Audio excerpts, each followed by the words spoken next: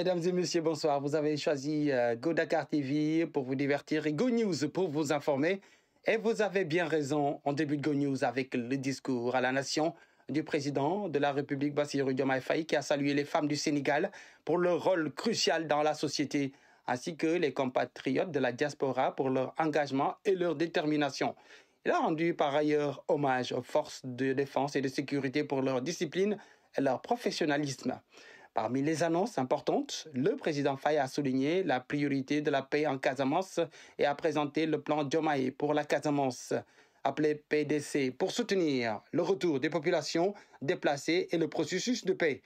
Il a également réitéré sa confiance au Premier ministre Ousmane Sonko, qui a détaillé lors de sa déclaration de politique générale les grandes orientations du programme gouvernement adossé à l'agenda national de transformation Sénégal 2050.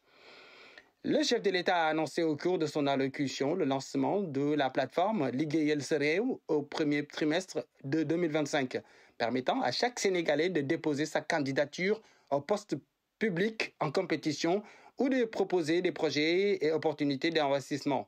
Il a également mentionné l'introduction de 4 projets de loi sur la transparence et la bonne gouvernance qui seront soumis à l'Assemblée nationale. Le président a également annoncé la fin de toutes les présences militaires des pays étrangers au Sénégal dès 2025, en précisant que désormais, tous les amis du Sénégal seront traités comme des partenaires stratégiques dans le cadre d'une coopération ouverte, diversifiée et décomplexée. Le président de la République, Bassirou Diomaye Faye, a exprimé sa gratitude envers le peuple sénégalais pour sa maturité démocratique et a souligné l'importance de la lutte contre la corruption pour permettre un véritable changement. Restons au palais de la République avec ce limogeage ce 31 décembre du ministre en charge de l'administration et de l'équipement à la présidence de la République, Cheikh Oumar Diagne, qui a affirmé dans une interview avec une télévision locale que ceux qui célèbrent les tirailleurs ne savent pas ce qu'ils sont. En réalité, ces soldats coloniaux, les tirailleurs, sont des traîtres. Selon ses propos, ils se sont battus contre leurs frères lors de révoltes ou guerres anticoloniales en Afrique, avait-il estimé. Pour rappel, Cheikh Oumar Diagne, chef d'un mouvement soutenant la mouvance présidentielle, plusieurs fois emprisonné sous le président Macky Sall, a été nommé à ce poste après l'arrivée au pouvoir fin mars du président Faye.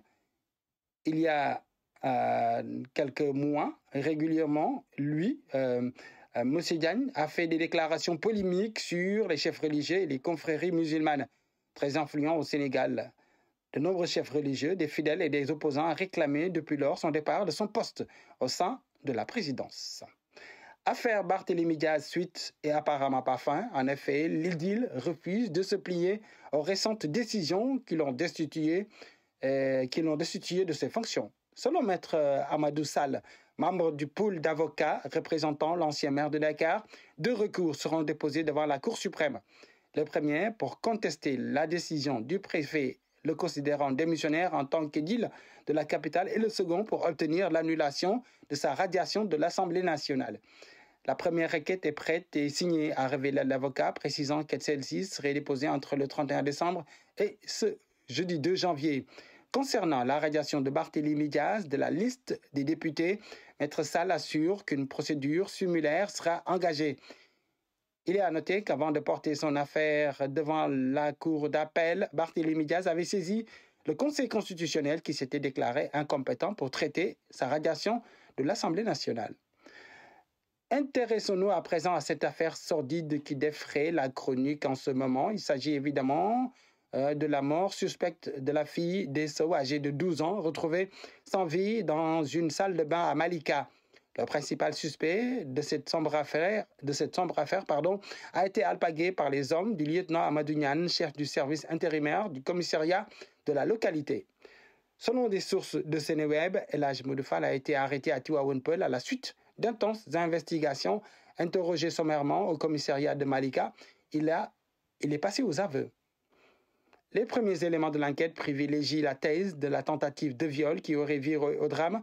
Des traces de violence, dont une tuméfaction du côté d'un œil, a été constatée sur le corps de la victime d'Essou.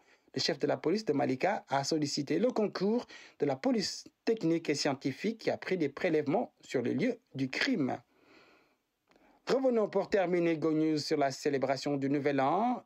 ou tout au moins de cette nouvelle tendance inconsciente et surtout dangereuse de l'utilisation des feux d'artifice. Beaucoup de personnes se sont d'ailleurs insurgées contre ces pratiques et ont même interpellé les autorités à prendre des mesures immédiates. Le phénomène des guerres de pétards, notamment encouragé sur les réseaux sociaux, est particulièrement préoccupant.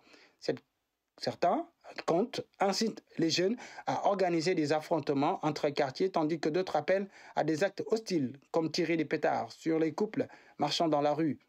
Ces pratiques, loin d'être anodines, engendrent des blessures graves, des mains arrachées, des doigts amputés, des visages brûlés, voire même parfois de la cécité.